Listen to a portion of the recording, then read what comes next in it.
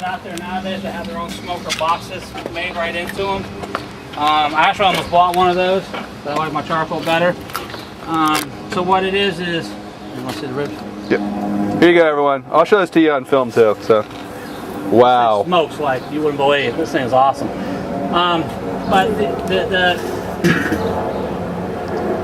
So they make their own. You know, you can have little smoker trays in there as well.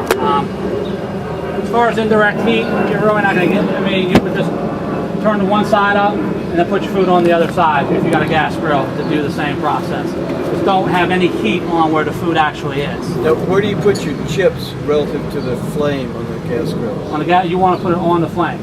You want to put it down. So if you got a smoker box, what you'll do is you put that box underneath where the flame's going to be, and so it'll come up. Now, or if you're using the tin foil, the same process. You can, like I said, you can make your own smoker. You know, you don't have to go out and spend money on a box if you don't want. Just take your foil, take your chips that have been soaking, put them in there, wrap them up, throw them on the fire, on the burner basically, and it'll create that smoke. And then one side of the gas grill is off, and the other side. Right. If you want to do an indirect cooking process, absolutely. And so you put your food on your right side, say, and you have your left side, burner on or whatever. That way, again, you're still following the process. And you want it to be around 300 degrees. Anywhere from most pit masters will tell you barbecues are anywhere around 225 to 275 degrees in that range. So I mean, again, just put on your I would do it on a very low flame. 220 if you're really patient. 250, 275 you're in a little bit of a hurry. You don't need, if you have like three heat sources there, you only really need one on. Yeah, you can, or you can do a 3-stage fire even with that. And it depends on how you want to do this. You can build even your charcoal could be a 3-stage fire. And what that is majority of your coals to one side, a little bit less, and then none. So what you have is your hot, your medium, and then your heat zone basically. So you can start off if you want to get something cooking a little bit quicker, sear it on the hot side, and then get it moved over into the the no flame area or the no cool area, and then it'll keep it going nicely like that. We're gonna get these smoking. What I'm gonna do That's not really cooking, is it? These just got put on. Oh, okay. The other ones are already It's like they're not really cooking. The other ones are already done. I'll show it to you real quick. Now we're at 280. This is actually a little hot. Yeah, I'm gonna cool that down. It's a little hot. I'm gonna cool that down. How do you cool it down? Right there. These ribs are about almost done, to be honest with you. Here's the chicken that I started before the class started. We did a nice caramelization with the sugars and all the ingredients and the rubs and then the smoke. About how long do you think for the ribs? The ribs, 3 hours?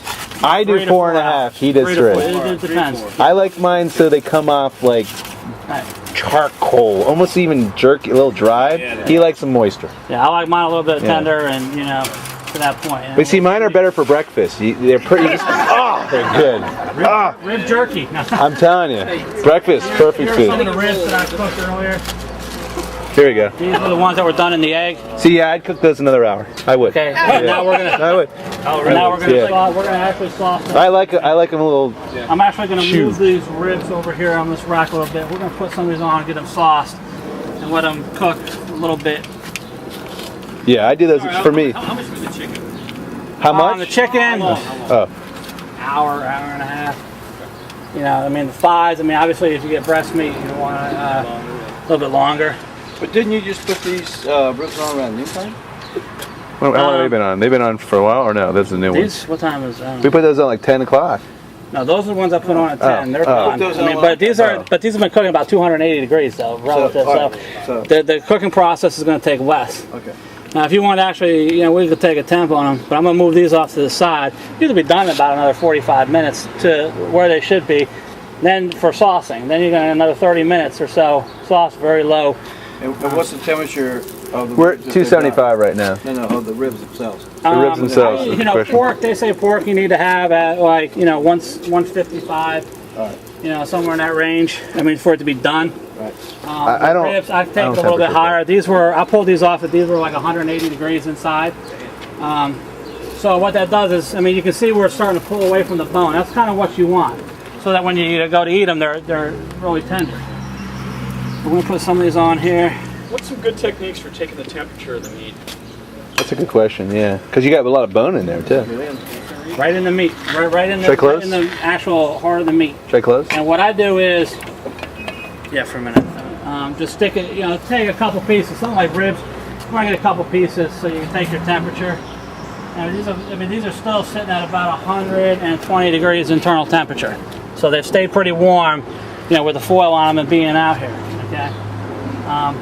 But with your thermometers, there is a little dot right in here, basically, which is that has to be submerged into whatever it is you're taking the temperature of. Otherwise, you're never going to get a reading. Right there. Close up.